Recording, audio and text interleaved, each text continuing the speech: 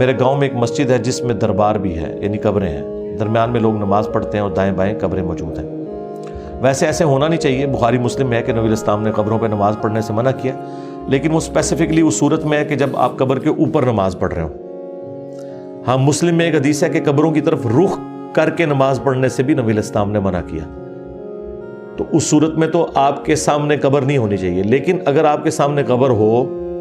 اور قبر اور آپ کے درمیان کم از کم اتنی دیوار حائل ہو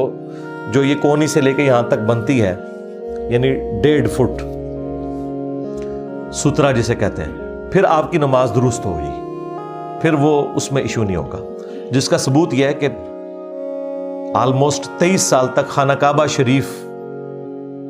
کے اس بلیک والے کمرے کے اندر بت رکھے رہے ہیں، اور نبی علیہ السلام ان کے صحابہ اس کعبے کے باہر کھڑے ہو کے نماز پڑھتے تھے، تو اندر تو بت تھے۔ کعبے کی دیوار سترا بن جاتی تھی بتوں اور نماز پڑھنے والوں کے درمیان،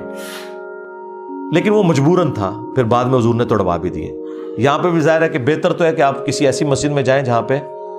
اس طرح کے خرافات نہ ہو، لیکن اگر مسجد وہی اویلیبل ہے تو نماز بہرحال درست ہو جائے گی۔